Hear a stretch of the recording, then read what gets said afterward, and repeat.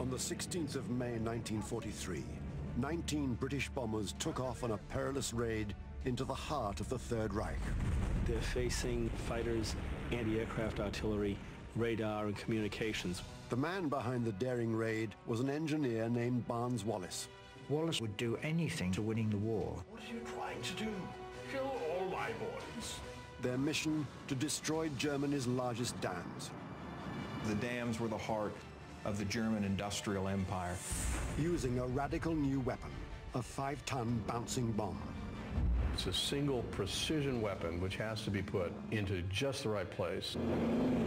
But from the start, the mission was in jeopardy. Throughout history, significant chapters have brought together a brilliant individual, a crucial situation, and an innovative technology. Man, moment, machine.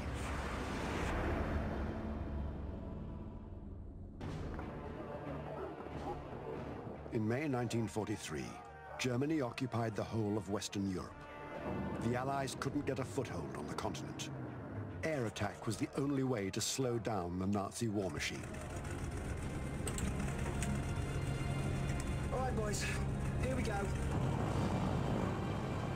From Scampton Royal Air Force Base in Lincolnshire, 3 Lancaster bombers took off. The situation in England was bleak, but the men carried with them a fragile hope for a miracle. Hi, I'm Hunter Ellis. The bombers are the first wave of a perilous attack deep into Nazi territory. They're carrying a new and untried weapon designed specifically to destroy the great dams of Germany and hopefully help bring a swift end to World War II. Each aircraft carried a single, unproven, radical new weapon called a bouncing bomb. It was designed to skip across the water of a reservoir, roll down the face of the dam, and explode, achieving something the British military had wanted to do for a very long time. The idea of attacking dams emerged in the First World War. At the end of the war, the Chief of the Air Staff in Britain said that long-range operations against an enemy source of power would be the main aim of any future war. July 1938. As war loomed, British war planners singled out the armaments factories of Germany's Ruhr Valley from a list of German industrial targets. To make 1 ton of steel, the Germans used 10 tons of water. The key then was to attack the supply of water. The dams were the heart of the German industrial empire. They provided the electricity, they provided drinking water, they provided power. They were just absolutely the backbone of that industrial base. One dam in particular was a primary target, the Murner, a gigantic structure 132 feet high and 112 feet thick at the base. The reservoir held over 35 billion gallons of water. It's an enormous lump of concrete. To actually knock a breach in that is going to take an enormous amount of explosive, and that was the problem. On the 1st of September 1939, Germany invaded Poland. Its forces already occupied Czechoslovakia and Austria. We shall defend our island. On the 10th of May 1940, the day Winston Churchill became Prime Minister, Germany invaded France, Belgium, Luxembourg, and the Netherlands. A month later, Paris fell to the Nazis.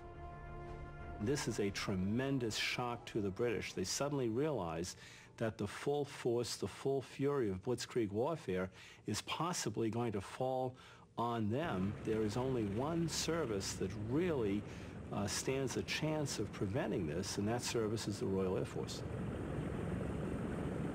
But RAF raids into Germany had been plagued with great loss and inaccuracy.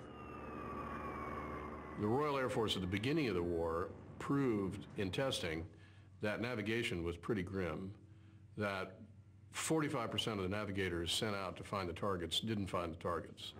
And then only 10% of the bombs laid down on the targets, if you found the targets, really hit the targets. Finding the target wasn't the only challenge. Destroying something as massive as a dam with conventional bombs was considered impossible. Furthermore, all the major dams were protected from torpedo bombers with huge nets. A dam is a deceptive target. Up close, the thing is immense. But from 10,000 feet, it's a dot on a map. And unless you can get a bomb onto that target in just the right place, you can forget about destroying a dam. But a patriotic aircraft engineer named Barnes Wallis was working on a new kind of weapon to do just that. A 10-ton bomb that would shatter the great dams of Germany. Wallis comes up with this idea. If you accept the fact that these bombs are landing all around the target, then perhaps what you do is you come up with this cosmically large bomb that you lay down somewhere near the target, and the shock wave through the earth will destroy the target. It would be the largest bomb of its day. This was an out-of-the-box thinker. Other people that looked at these problems looked at current ordnance that was to be had and current doctrine. But as an engineer, Wallis was able to look at them in a kind of a machine way. What would produce the effects that I want? And then, what can I create to make those effects happen?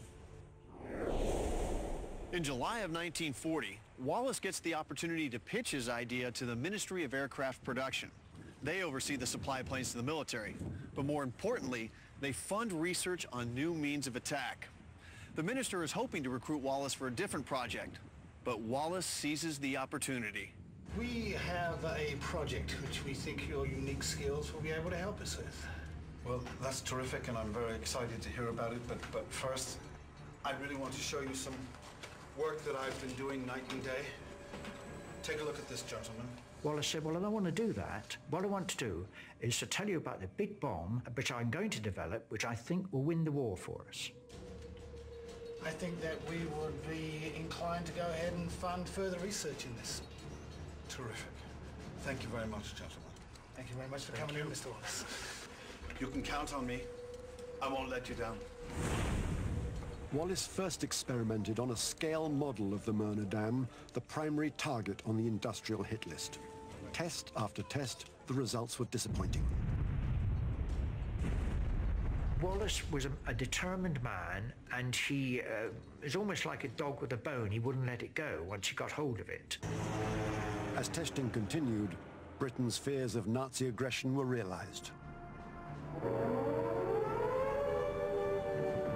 The Blitz. Between September 1940 and May 1941, German bombers dropped 18,000 tons of explosives on England's major cities, killing over 30,000 people.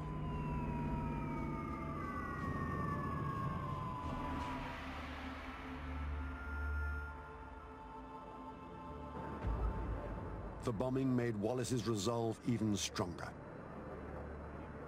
To Barnes Wallis, developing this weapon becomes a personal crusade. A crusade professionally and a crusade in terms of his identity as a contributor to Britain's war effort. On the 1st of May 1942, Wallis got the chance to try out his theory on the Nantygro Dam in Wales. So far, his tests had just been on smaller scale models. He really had no idea if the amount of explosive used and the connection to the explosive to the target would work. The team carefully positioned the equivalent of 10 tons of explosives in the water near the dam wall. If Wallis was right, the blast would create a shockwave powerful enough to destroy it. 3,